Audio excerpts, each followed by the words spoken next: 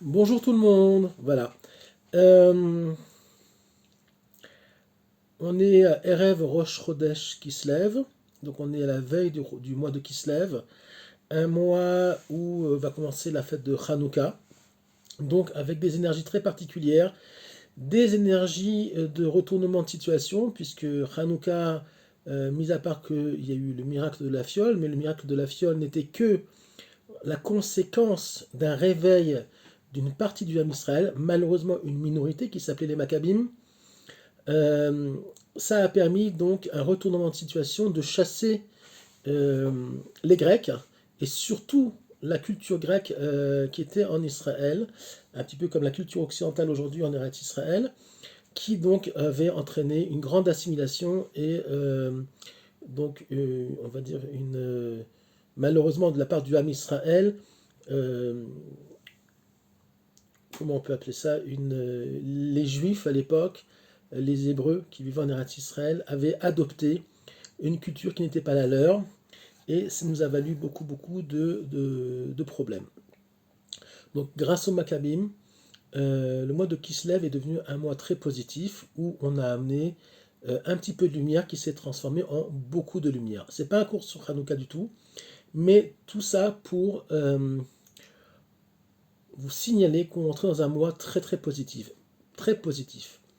Mais il faut quand même comprendre que pour arriver à amener beaucoup de lumière, il faut faire des efforts, ça n'arrive pas tout seul. Les Maccabim se sont battus, la guerre de Kranouka a duré longtemps, je ne sais pas exactement combien de temps, mais ça peut, je pense sur un an, ça s'est passé à peu près.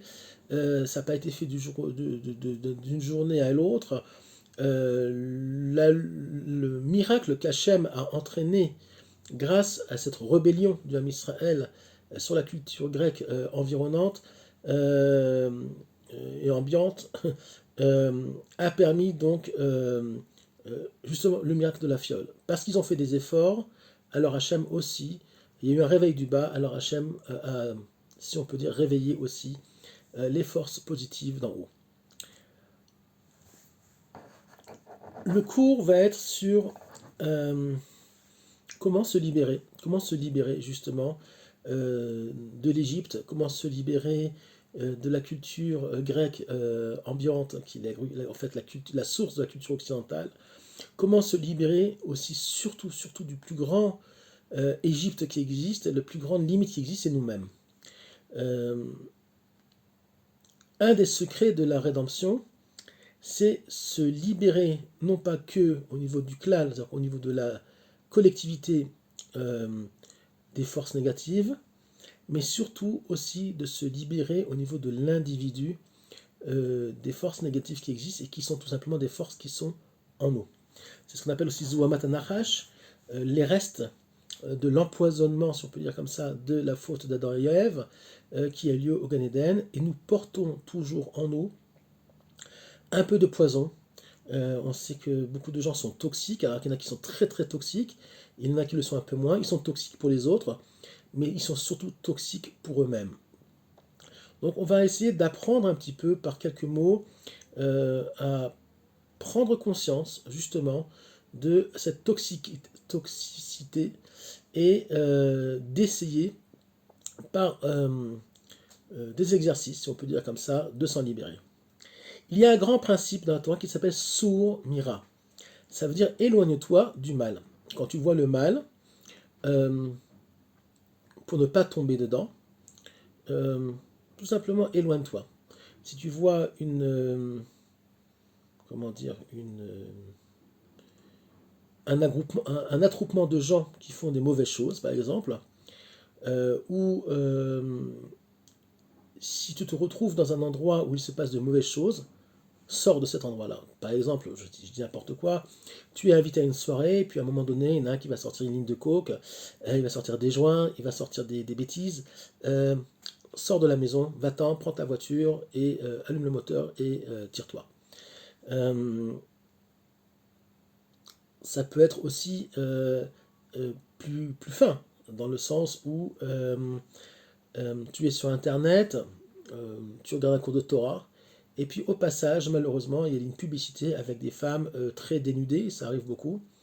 alors je ne sais pas si c'est fait exprès ou pas, mais ça arrive, ça peut aussi perturber la personne et ça peut l'amener à faire aussi des mauvaises choses, ou à avoir au moins des mauvaises pensées. Donc ça, c'est un grand principe de la Torah, mais il faut savoir que Surmira, donc le principe qu'on appelle Sar en hébreu, Samer Resh, n'est que l'annulation, l'éloignement d'influences qui sont des forces limitées, des forces de ce monde-là.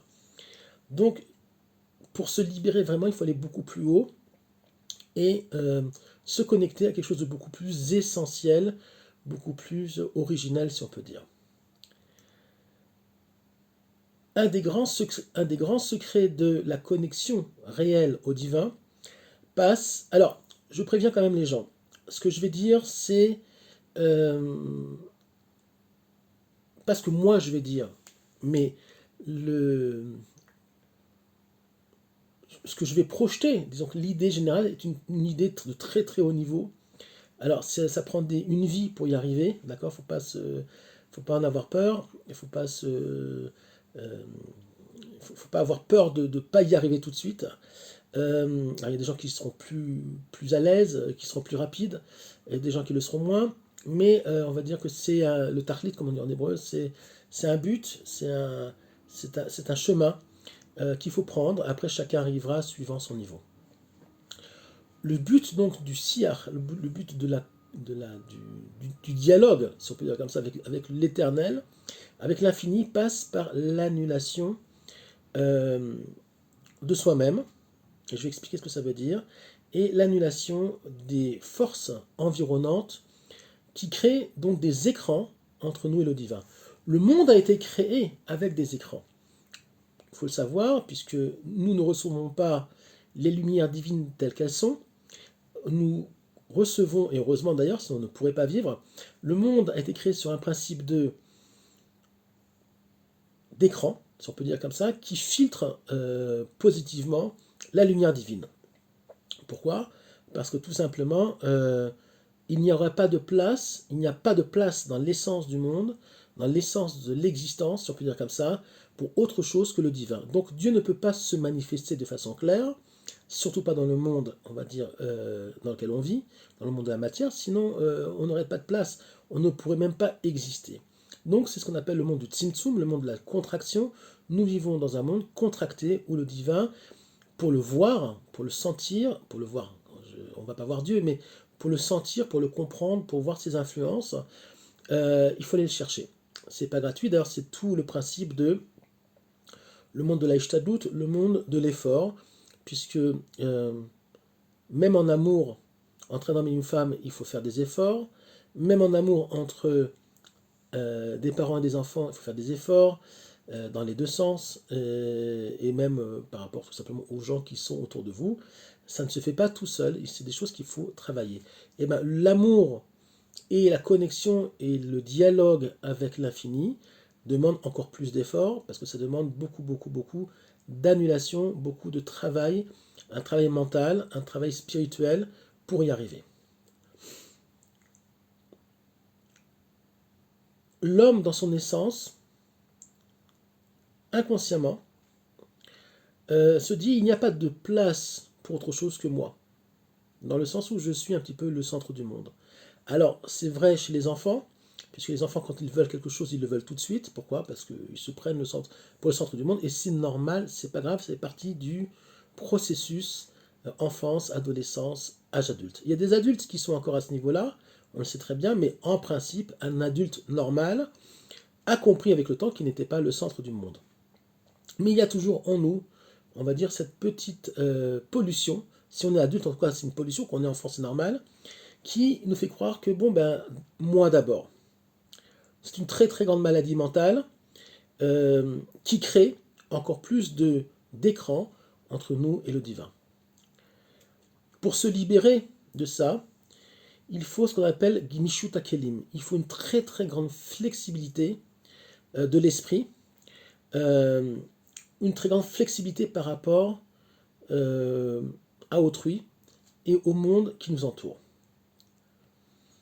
Le Baal Shem Tov insiste beaucoup là-dessus. Il nous dit par exemple que si quelque chose te perturbe, je vais donner un exemple.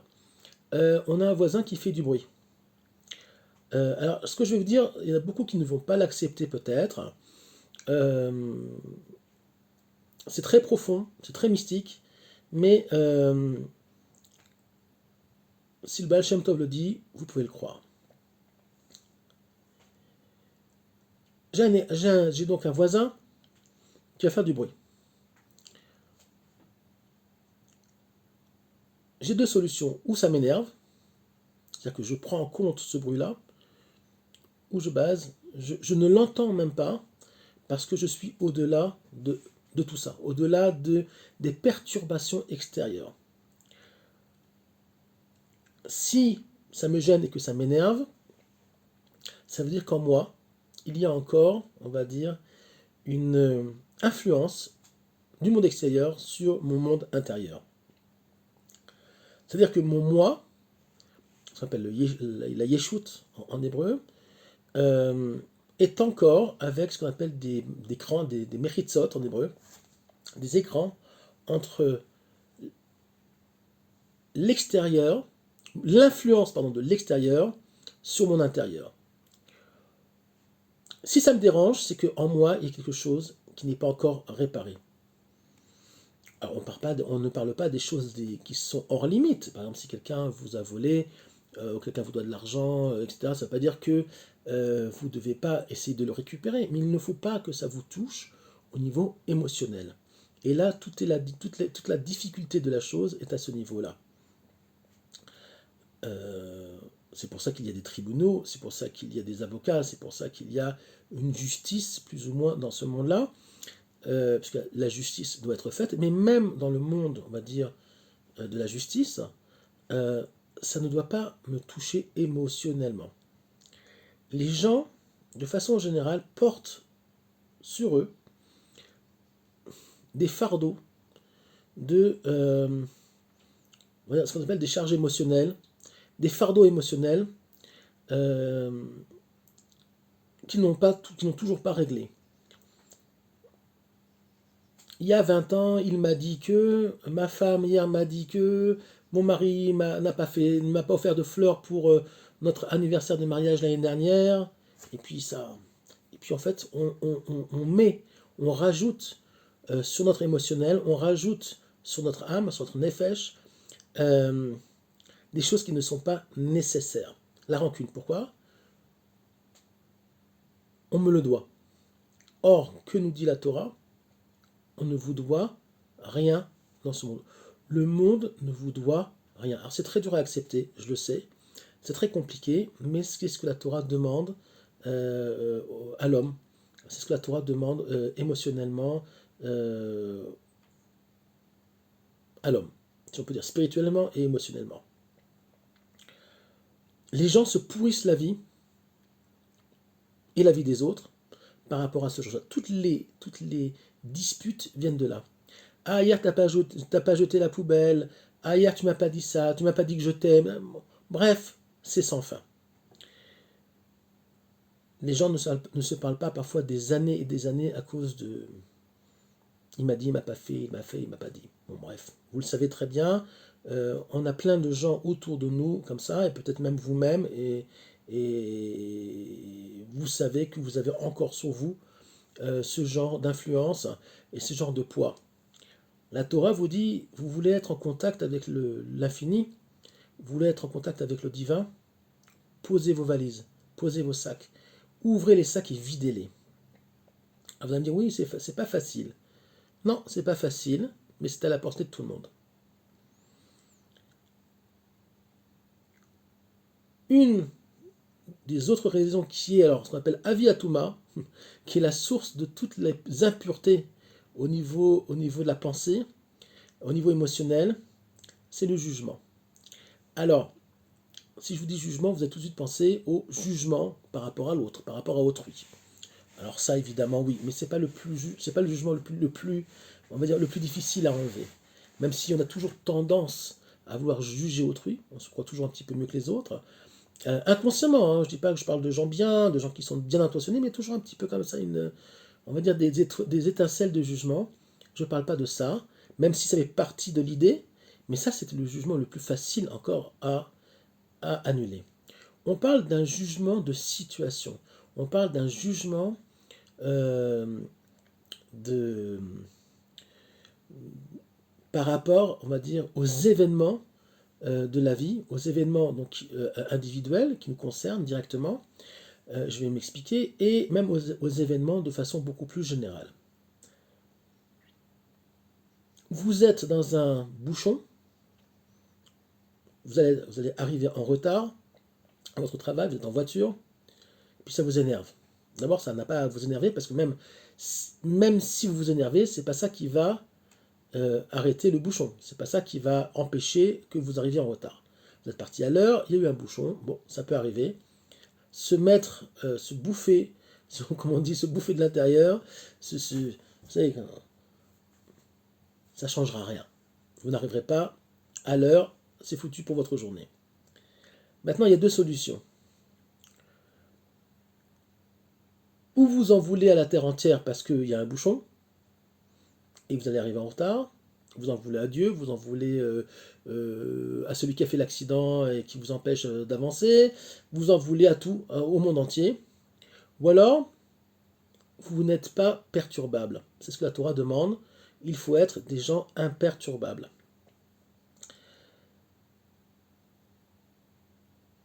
Il y a eu dans l'histoire, même récente, plein d'exemples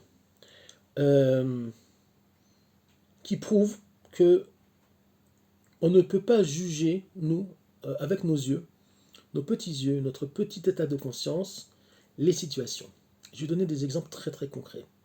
Quand il y a eu les attentats des tours jumelles à New York, il y a un juif qui avait été licencié 2 semaines avant, et on lui avait dit, écoute, bon, on te donne un préavis, mais c'est même pas la peine de venir, tu seras payé, c'est même pas la peine de venir. Le type rageait d'avoir été, il travaillait dans les tours jumelles, il rageait de ne pas pouvoir arriver à son travail, il n'avait plus de travail, il n'avait plus de parnassa, il était énervé contre le monde entier.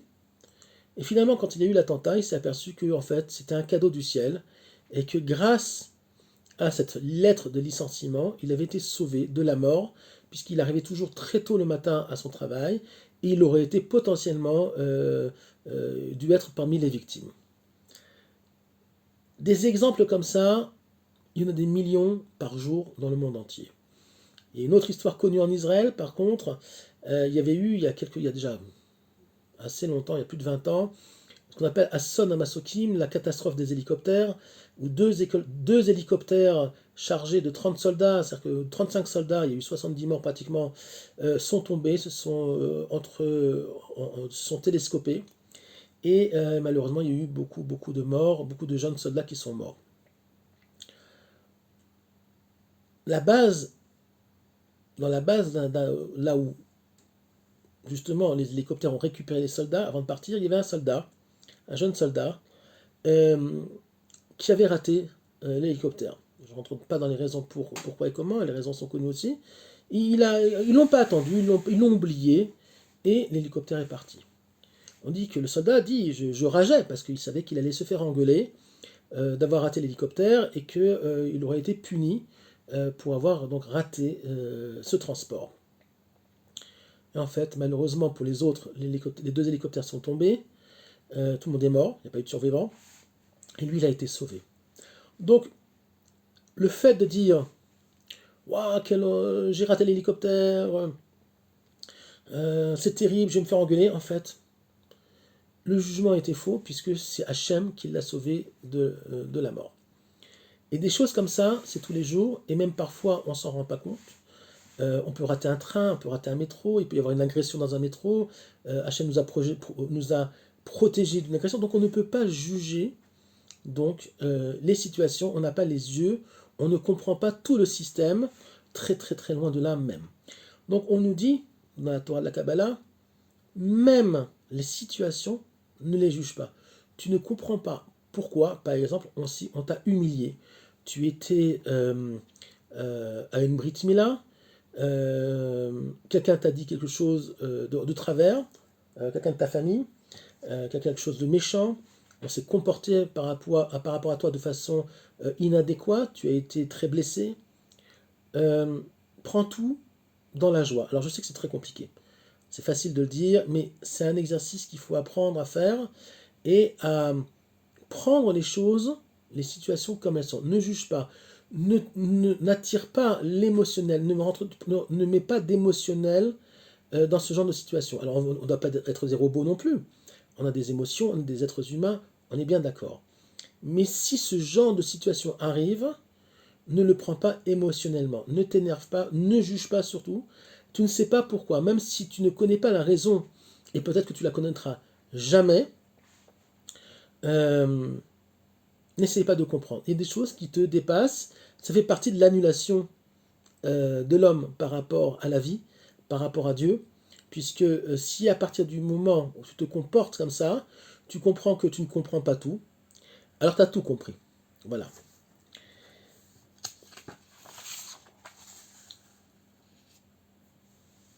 Une des grandes, on va dire, un des grands euh, euh, mystères du monde des tzadikim, par exemple, c'est euh, le monde de la téléportation, ce qu'on appelle Kfitzat Aderer. Il faut savoir que les tzadikim, certains, ceux qui connaissent les secrets de la Kfitzat Aderer, c'est tout simplement la téléportation, ça existe, oui, ça existe. Alors, vous croyez ou vous croyez pas, mais il y a plein de témoignages là-dessus, même dans notre génération, des rabbinim qui savent, des grands maîtres en Torah. Alors c'est pas donné à tout le monde, hein, c'est vraiment très très peu qui connaissent la clé du système, mais qui peuvent aller d'un endroit à l'autre sans voiture, pas par la pensée, même physiquement, euh, sans passer par, disons que vous allez de Tel Aviv à Tzfat, en voiture c'est 2h30, et puis vous pouvez faire ça en 3 minutes. Alors pourquoi c'est possible? Par exemple, c'est dû donc à l'annulation de soi. Alors c'est une annulation à très haut niveau. Pourquoi? À partir du moment où vous vous annulez par rapport aux influences extérieures, vous pouvez faire, vous pouvez, on va dire, surmonter le temps, l'espace et les influences du monde de la création. Puisque le temps et l'espace, et même la pensée, sont sont des créations elles-mêmes. Ça fait partie de ce qu'on appelle du monde du Tzimtzum, ça fait partie du monde de la création. Donc à partir du moment où vous êtes à un tel niveau spirituel, plus rien ne vous perturbe et vous vous connectez, on va dire, à des portes, si on peut dire, qui vous permettent, entre autres, la téléportation ou tout simplement d'aller vous promener, si on peut dire comme ça, dans les mondes supérieurs et d'être en connexion, même au-delà même du monde de la création, au-delà même du monde de la Chorma, parce que la Chorma c'est la première sphira, à part Keter, mais Keter qui est la sphira la plus qui est au-delà du monde, qui est au-dessus, Keter c'est une couronne en hébreu, euh, vous pouvez vous connecter donc à un monde qui est au-delà même de la création, sans entrer dans les détails.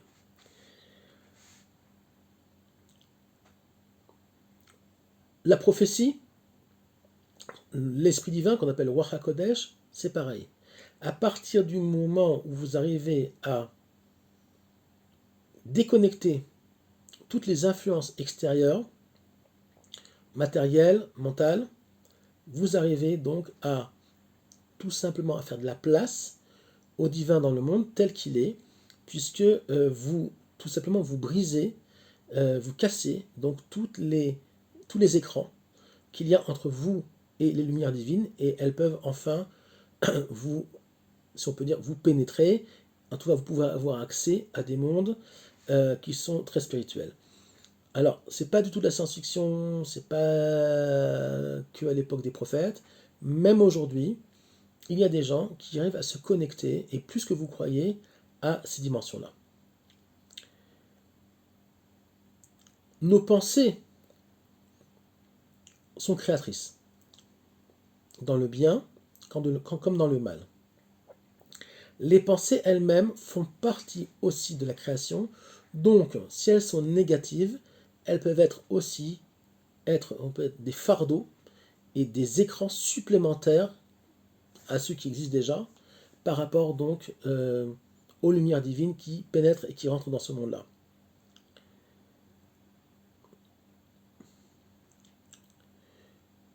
Un des poisons, alors là je vais en choquer peut-être certains, un des plus grands poisons qui existent au niveau du mental, c'est on me doit quelque chose. Le monde, l'existence, ne vous doit rien. Personne ne vous doit rien. Dieu ne vous doit rien. C'est nous qui devons au monde. Nous devons au monde le sourire, la bonne humeur, les pensées positives, euh, ne pas juger. Si vous avez des questions, posez-les, mais ne jugez pas avant même. Je viens de vivre quelque chose juste avant de faire le cours, quelqu'un qui m'a engueulé sans savoir le pourquoi et le comment d'une chose, fait déjà un jugement sur une chose par rapport à moi, sans me poser la question, est-ce que ben voilà, je lui ai répondu, c'était incroyable parce que c'est juste avant le cours, je lui ai répondu, j'ai répondu, on va dire, à sa critique, et la personne n'a rien pu répondre. Euh, ne jugez pas. Ne, il faut être toujours, on va dire, avec, si on peut dire, il faut être toujours avec un pas en avant par rapport aux autres. Vous sortez de la maison, vous voyez un voisin, soyez le premier à dire Shalom, Boker Tov, avec un sourire. C'est pas lui qui vous doit le shalom, c'est lui. À partir du moment où vous comprenez que c'est vous qui devez au monde euh, les choses positives, de l'attention, vous allez voir que votre vie va changer. Alors vous allez me dire oui, mais il me répond jamais. C'est pas grave. Là où j'habite, il y a plein de gens à qui je dis depuis 25 ans, tous les jours, pas tous les jours, mais le Shabbat, Boker Tov, Shabbat Shalom, ils m'ont jamais répondu. Jamais. Alors évidemment, au début, à un moment, ça me perturbait. Je dis quand même, il n'est pas poli celui-là, mais en fait, avec le temps, il faut continuer à le dire, c'est pas grave. Le problème est chez lui, il n'est pas chez vous. Et si ça vous touche, ça veut dire que vous n'êtes pas encore déconnecté aux influences du monde, par rapport aux influences du monde.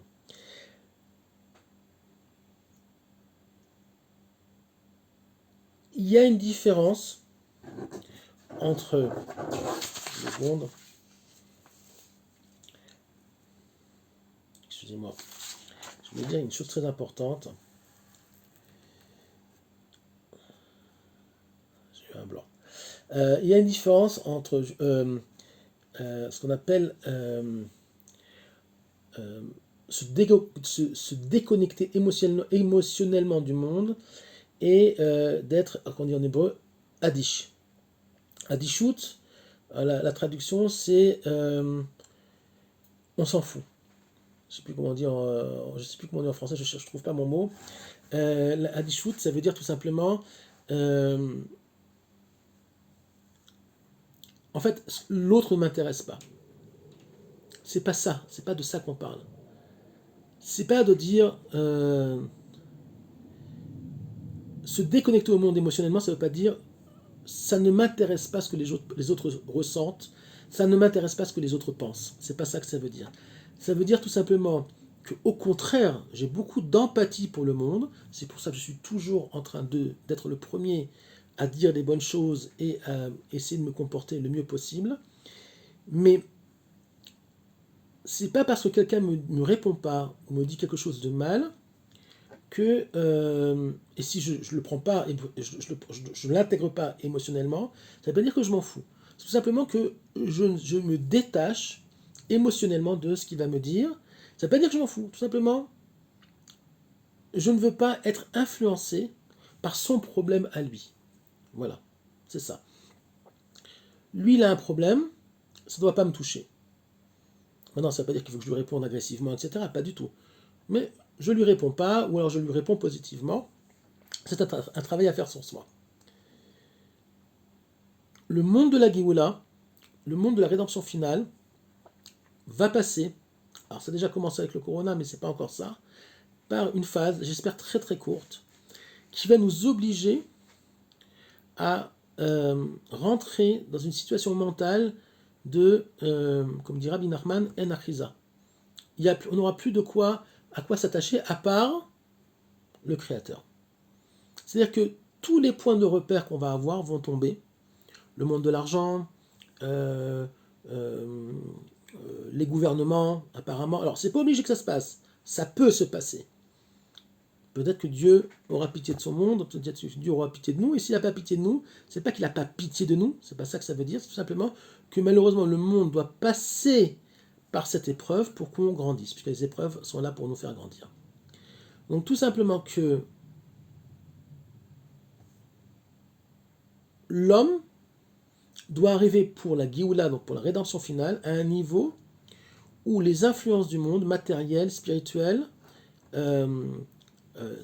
négatives évidemment, ne doivent plus le toucher. Il doit être imperturbable. Rien n'existe d'autre à part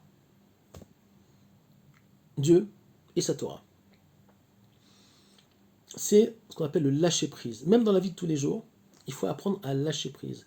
Ne pas prendre au mot tout ce qu'on nous dit. Ne pas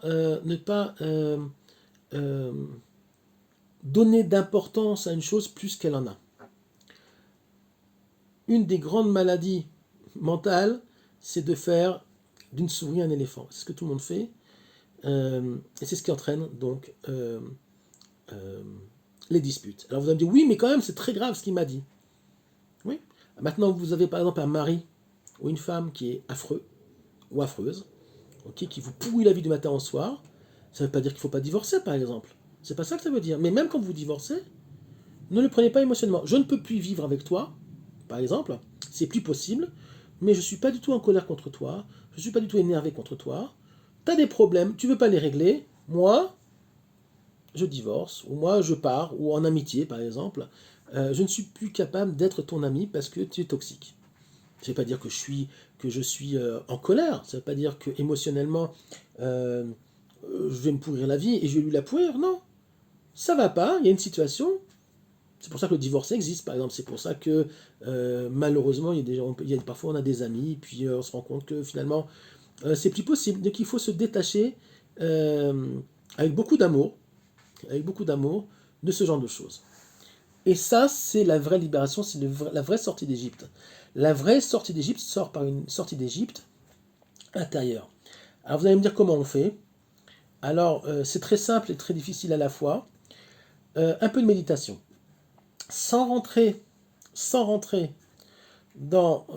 je ne peux pas enseigner ça comme ça, la méditation d'après la Kabbalah, mais déjà à un petit niveau, prenez le temps, une fois par semaine, le Shabbat par exemple, ou si vous pouvez plus, c'est mieux, seul, tout simplement fermez les yeux, posez vos mains, habillez-vous de vêtements qui ne servent pas trop, qui sont un pyjama, par exemple, c'est très bien un pyjama, c'est un peu large, etc.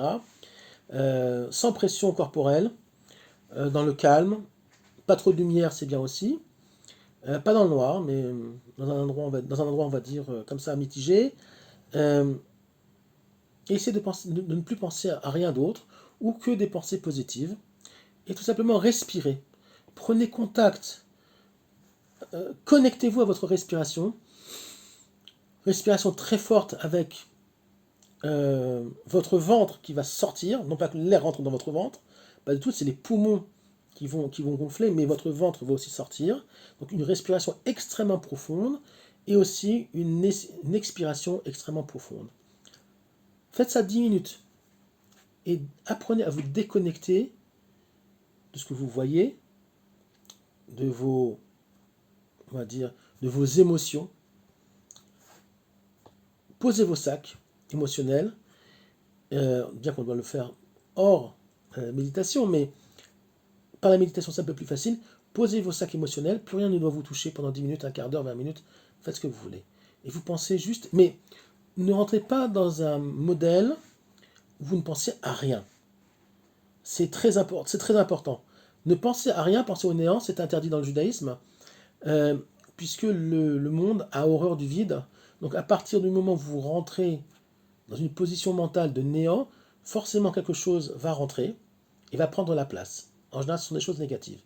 Donc, pensez à des choses positives, pas matérielles. Pensez à l'amour universel. Pensez à Dieu. Pensez, je sais pas, ce qui vous fait plaisir. Pas un Big Mac chez McDonald's, d'accord? Pas ça. Pas waouh, moi j'aime les BMW, je vois dans le mental une belle BMW toute brillante. Non. Pensez à des choses plus universelles, plus spirituelles, mais quelque chose qui vous fait plaisir, quelque chose qui vous touche. Voilà. Euh, des souvenirs positifs avec vos enfants, votre mari, votre femme, la famille, des événements. Mais toujours dans le positif. Et déconnectez-vous comme ça, 10 minutes, un quart d'heure. Voilà. C'est important de le faire.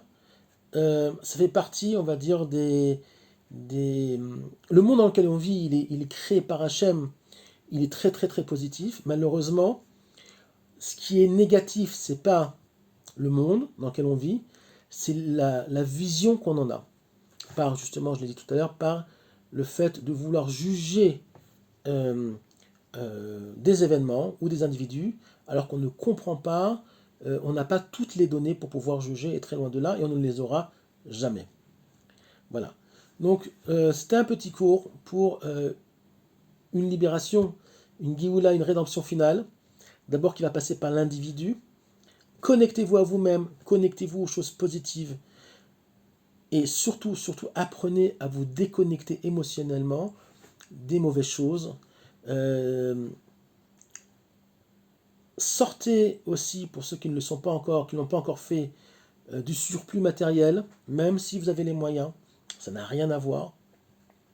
Je l'ai déjà expliqué dans un autre cours, ça ne fait que vous perturber encore plus. On n'a pas besoin de 10 montres, on n'a pas besoin de 35 paires de pompes, c'est pas nécessaire. Voilà. Euh, Moins on en a, plus on est heureux, sachez une chose. Et le monde occidental nous enseigne exactement le contraire. C'est que plus vous aurez de choses, plus vous serez heureux. Vous voyez, euh, regardez dans les familles où il y a beaucoup, beaucoup, beaucoup de moyens, où il y a beaucoup, beaucoup de matériel, de matérialistes, vous verrez qu'ils ne sont pas heureux. La plupart ne sont pas heureux, ça se termine très mal, les enfants très souvent sont perturbés, quand ça ne se termine pas dans la drogue ou autre chose. Voilà, allez à Hollywood, vous allez voir que tous les grands acteurs de cinéma, ou une grande partie, qui ont gagné de l'argent, qui sont connus, qui ont soi-disant tout, en fait ils n'ont rien du tout, et ils sont tous avec des rails de coke. Voilà, c'est très connu, on le sait, puisque le matériel n'est pas la source du bonheur, il est important, on doit avoir la parnassa pour pouvoir faire des tâches de Shabbat, mais on va dire, la nécessité matérielle est là pour la Gdusha du monde, est là pour Hachem. C'est-à-dire qu'on doit investir nos moyens, chacun suivant ce qu'il a, pour le bien. Vous avez beaucoup d'argent, donnez la tzedaka. Vous voulez pas donner la tzedaka, ouvrez une yeshiva, si vous êtes très très riche. Vous voulez pas ouvrir une yeshiva, donnez, je sais pas moi, pour un institut d'orphelins, de pauvres. Il y a mille et une choses à faire. Mais c'est pas la peine d'investir dans des Bentley et des Rolls-Royce et des villas, je ne sais pas où, dans le monde entier. Voilà, je parle pour ceux qui ont beaucoup, beaucoup, beaucoup, beaucoup d'argent. Euh, Ça ne sert à rien et ça ne vous rendra pas plus heureux. Personne n'a dit d'être pauvre. Ne prenez pas ce que n'essayez pas de faire des conclusions à ce que je dis par rapport à ça. Personne n'a dit d'être pauvre. Avoir beaucoup d'argent, c'est très bien. Mais à condition de bien l'utiliser et donc de l'utiliser surtout aussi pour aider les autres, faire le bonheur des autres, aider ceux qui ont plus de mal. Et si vous n'avez pas d'argent, vous avez aussi des pierres précieuses qui sont tout simplement votre sourire, qui sont l'amour que vous pouvez porter à autrui. Il y a beaucoup de gens qui manquent d'amour, amicalement, dans le couple, les enfants. C'est important de donner beaucoup d'amour à ses enfants, à ses parents. Même si on ne vous le rend pas, c'est pas grave. Vous n'êtes pas là pour qu'on vous le rende. Vous êtes là pour le donner. Maintenant, chacun il fera suivant ce qu'il peut, suivant ses structures familiales, etc. Mais tout le monde a quelque chose à donner. Tout le monde. Voilà. Donc, je vous souhaite une bonne journée et on espère de bonnes nouvelles. Il y a des bruits comme quoi de grands événements sont proches, qui auront l'air apparemment négatifs, mais qui ne le sont pas en fait, qui sont là pour faire avancer la rédemption. Alors, j'espère que ces décrets-là vont s'annuler et qu'il y aura ce qu'on appelle Amtakatadin, c'est-à-dire que le jugement, les choses qui doivent se passeront de façon plus douce. Personne ne sait rien. Je l'ai déjà dit, il n'y a pas de prophète en Israël. Même ceux qui ont le roi HaKodesh, et il y en a qui ont l'esprit divin, ce qu'ils voient peut être juste ce matin, et puis Dieu peut changer les décrets dans la même journée, l'après-midi. Voilà. Je vous souhaite donc une bonne journée, plein de positivisme et de bonnes choses. À très bientôt.